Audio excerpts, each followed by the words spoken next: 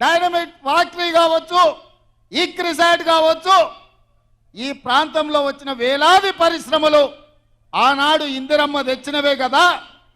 10 ఏళ్లు ఈ ప్రాంతంలో ముఖ్యమంత్రిగా ఉన్న చంద్రశేఖరరావు ఆర్థిక మంత్రిగా, ఆరోగ్య శాఖ మంత్రిగా, వివిధ శాఖల మంత్రులుగా ఉన్న ఆయన అల్లుడు హరీష్ రావు గారి మెదక్ ప్రాంతానికి ఏమన్నా తీసుకొచ్చిండ్రా అని నేను అడుగుతున్నా.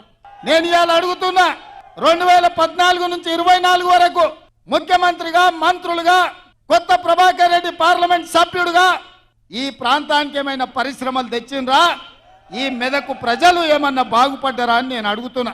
మరి ఇవాళ మళ్ళీ సిగ్గు లేకుండా బీజేపీ వాళ్ళు, బీఆర్ఎస్ వాళ్ళు వచ్చి మాకు ఓట్లు వేయండి, మేము ఎలగబెడతాం, మీ ఆకిలి అలుకుతాం, మీకు ముగ్గులేస్తాం, మీ ఇల్లు చక్కదిద్దుతామని అబద్ధాల మాటలతో బయలుదేరి బిహెచ్ఎల్ కావచ్చు, బీడీఎల్ కావచ్చు, డైనమైట్ ఫ్యాక్టరీ కావచ్చు, ఈక్రిసాట్ కావచ్చు, ఈ ప్రాంతంలో వచ్చిన వేలాది పరిశ్రమలు ఆనాడు ఇందిరమ్మ తెచ్చినవే కదా.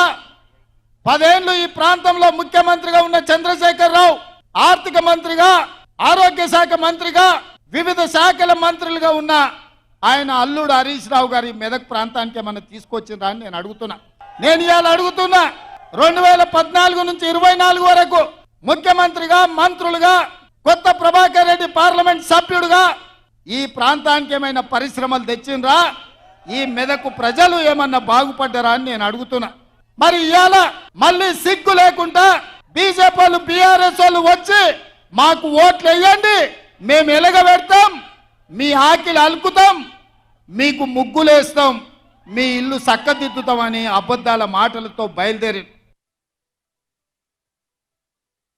మెదకు బీజేపీ నుంచి నిలబడుతున్నా రఘునందన్ రావు నేను అడుగుతున్నా, దుబ్బాకలో నువ్వు చెప్పినావు కదా ఎమ్మెల్యేగా గెలిపిస్తే నరేంద్ర మోడీతో కొట్లాడి 1000 కోట్ల రూపాయలు తీసుకొచ్చి దుబ్బాకను అభివృద్ధి చేస్తాను కదా. మేమందరం దుబ్బాకకు బస్సులు వేసుకొని వస్తాం, నువ్వు తెచ్చిన నిధులేందో, నరేంద్ర మోడీ ఇచ్చిన పరిశ్రమలేందో దుబ్బాకలో నాకు చూపించమని నేను అడుగుతున్నా. ఎమ్మెల్యేగా దుబ్బాకలో అక్కడి ప్రజల్ని, అక్కడి రైతులను వంచిస్తే ఆ ప్రాంత ప్రజలు తిరస్కరించిన రఘునందన్ రావు మళ్ళీ రంగు మార్చి మెదకు పార్లమెంట్లో ఓట్లేయమని అడుగుతున్నాడు.